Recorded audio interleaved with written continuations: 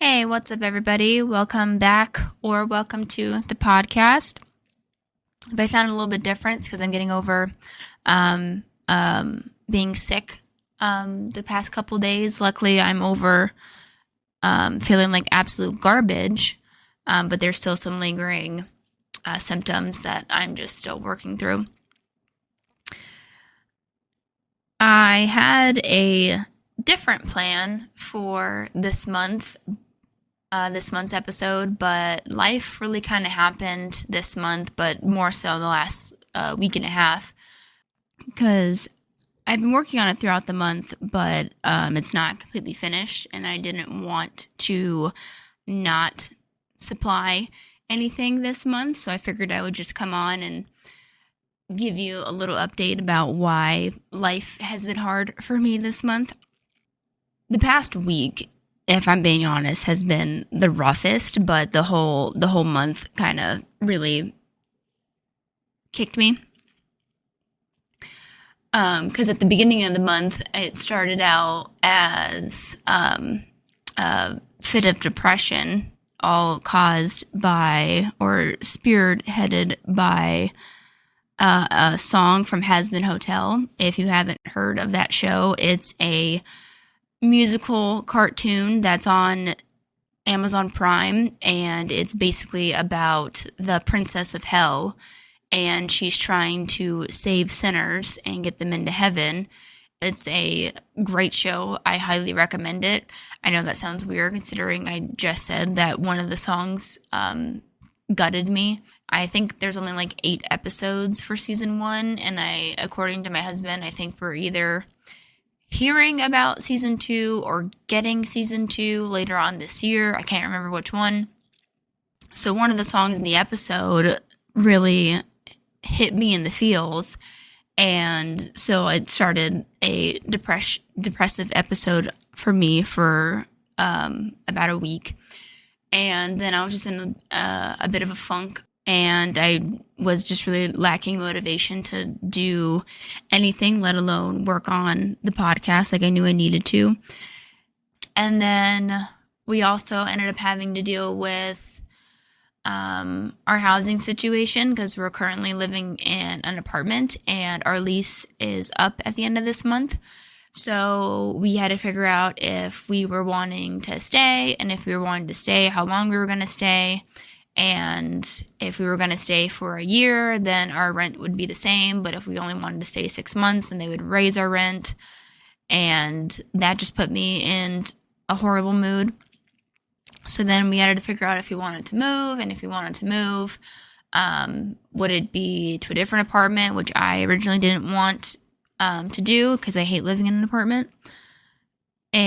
But it's also still a horrible time to buy a house because that market is trash, as is the market for pretty much anything.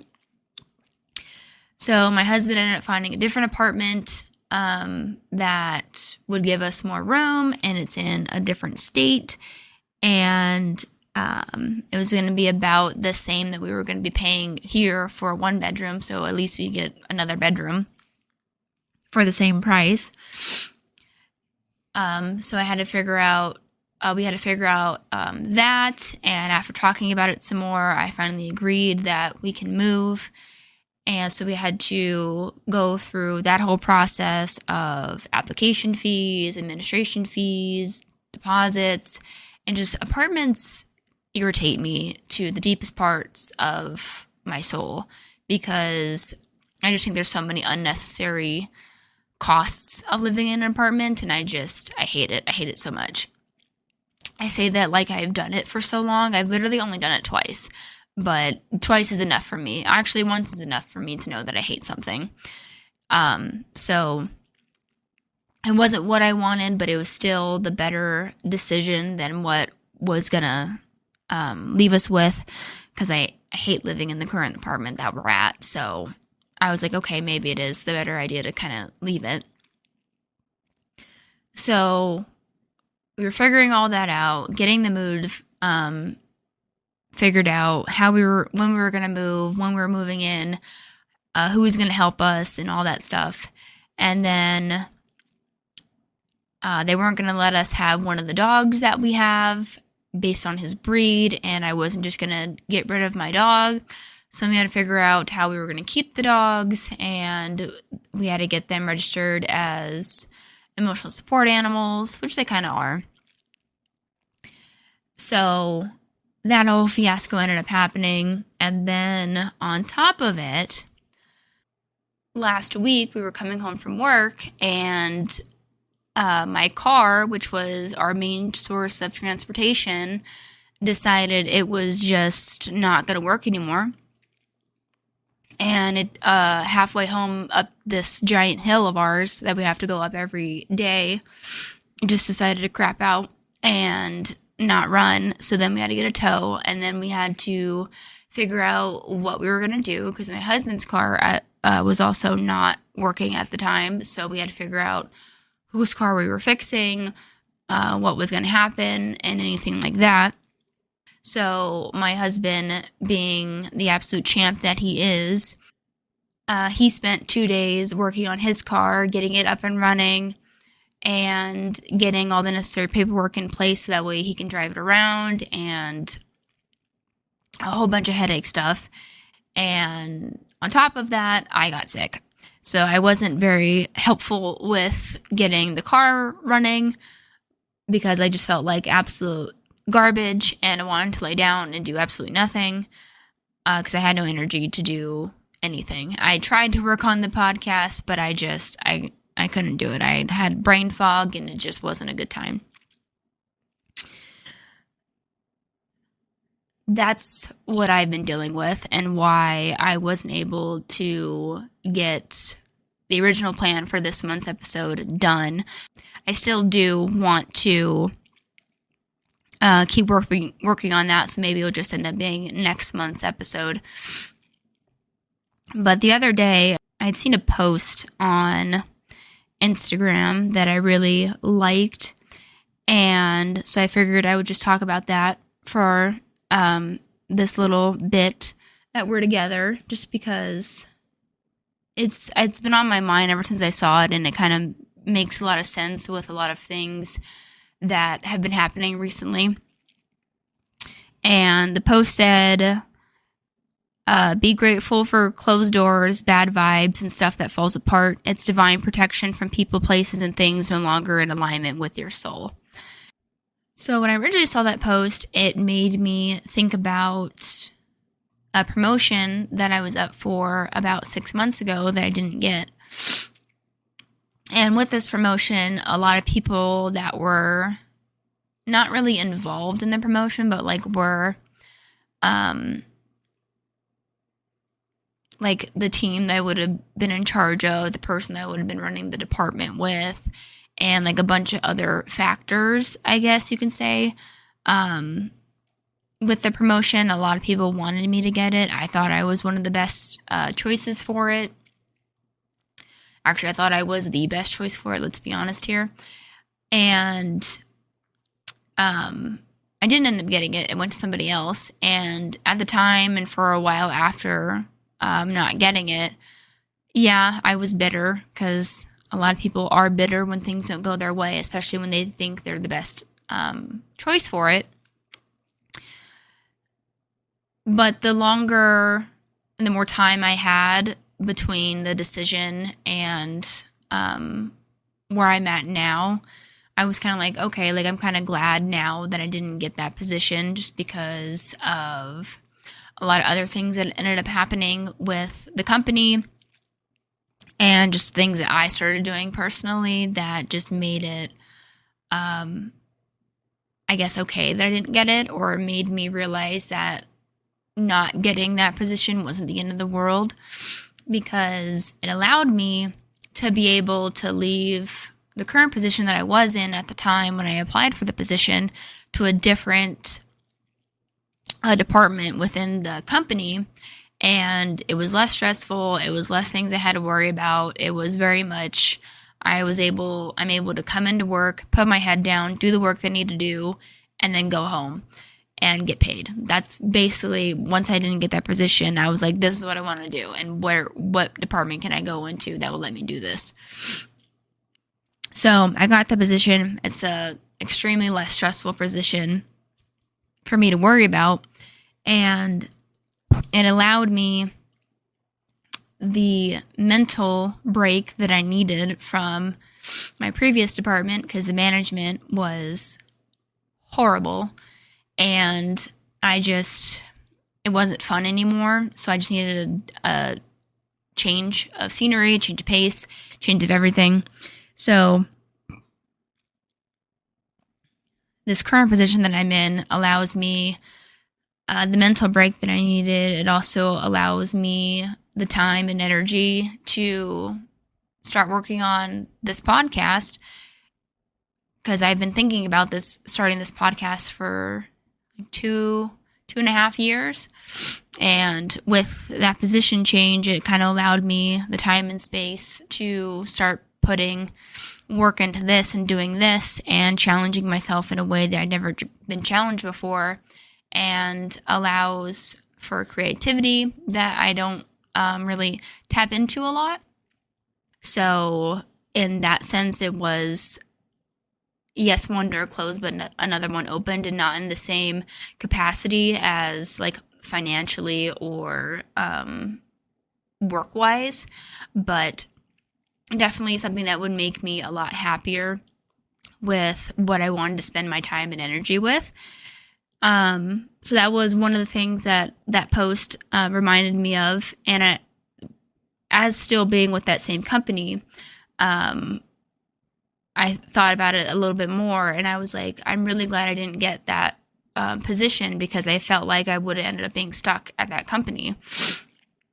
And I've come to the realization that I don't want to be stuck at that company, and I'm very much over being there, but I still need an income.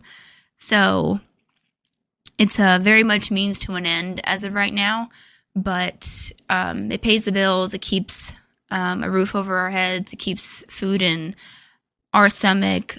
Our dogs are fed, and we're able to do things that we enjoy and stuff like that. So it's not a horrible position to be in, but it's definitely something that I don't see myself being with for the rest of my life. Because I ended up talking to my husband a couple weeks ago, and I was just telling him, like, I'm over being there. I don't want to be there anymore.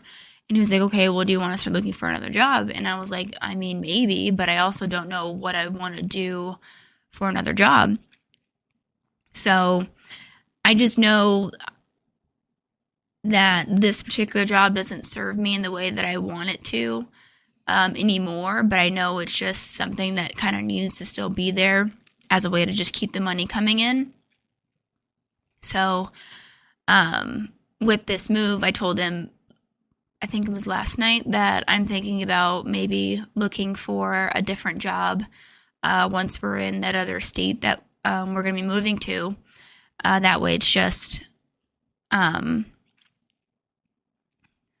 less of a drive. But granted, the company is also moving to somewhere closer to where we're moving, so it's not going to be that much of a drive once they move buildings. So things are lining up in a different way. But we'll see if I end up doing it. Who knows? And then another thing that post kind of resonates with, at least for me, in terms of like the move and the car.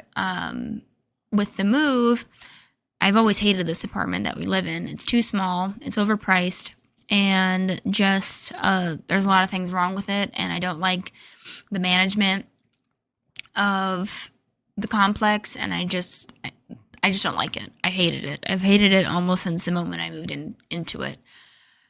But it was the first place I ever lived in that wasn't my dad's house. So it was the first place that I was ever really on my own and kind of off in the real world, kind of doing my own thing. So as much as I hate this place, it kind of, it has that significance for me.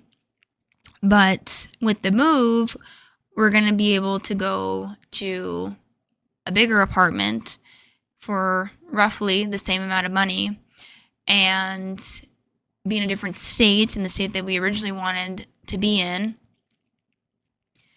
and just start doing different experiences. We'll be around different people and kind of just start that next chapter of our lives over there. And with the car, I love my car. So I just think it was very much I need a break, because I do drive that car pretty hard. And I have since the moment I got it. And I was talking to my dad a little bit ago, and we're talking about the car.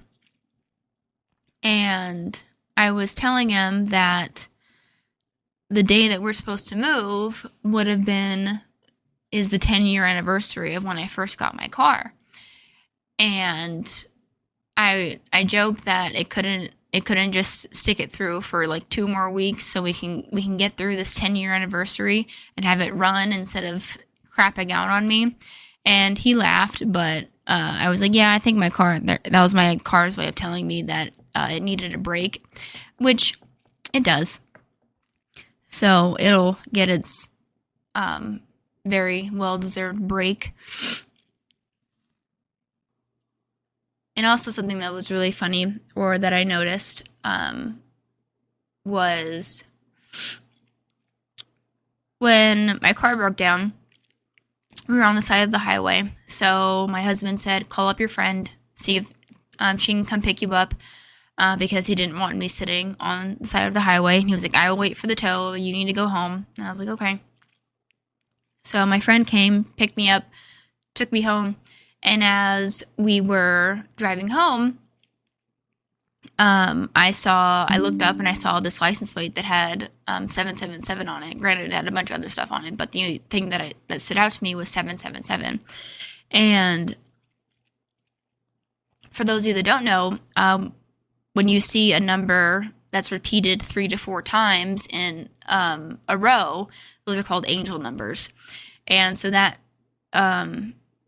is meant to believe that your spirit guides, or your angels are kind of sending you a message through those numbers. So depending on what number you see is a different kind of message. Like I've heard ones that are repeated 3 to 4 times, or like a manifestation number. So it's like a good thing for you to like manifest what you want when you see that number.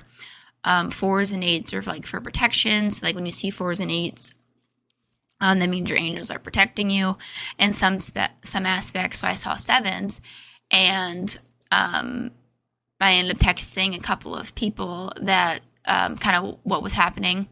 And I was like, yeah. And then on the way home, I saw 777. And one of my friends was like, oh, that's probably their way of telling you that everything's going to be okay. And which it kind of is, because in a sense, because we got my husband's car up and running again, and it's not perfect and it has its own problems, but it's it can start, whereas my car doesn't start anymore. So there's that. And then we still have enough to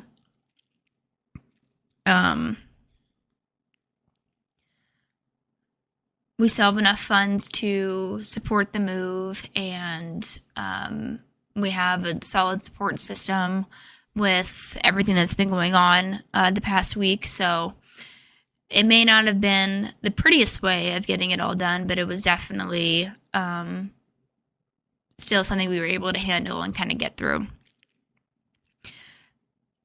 Yeah, things suck in the moment sometimes, but as the saying goes, everything happens for a reason. And, when one door closes, another one opens. So it's hard to keep a positive outlook sometimes, but especially when you're in the thick of it and just it seems like, a number of things keep going wrong. But we were able to get through it, and we were able to have a solid support system surrounding us through that difficult couple of days. And we're going to be able to get to the next chapter and the next step in our lives to kind of see what that state has to offer and what we can do over there. So yeah, so just I figured I'd leave you with that. When things don't always go the way you want them to, it could just mean that they're no longer in alignment with you, and to have faith that something better is around the corner, or you're meant for something better. And you didn't get that because, yeah, you'd be great at it, but it wasn't something that was supposed to work for you in the long run. And the next time I talk to you, I'll be in a different apartment. Not that any of you would even know without me telling you. And I'll leave you with that. So, as always, to all the negative voices in your head, bitch bet. And I will talk to you guys later.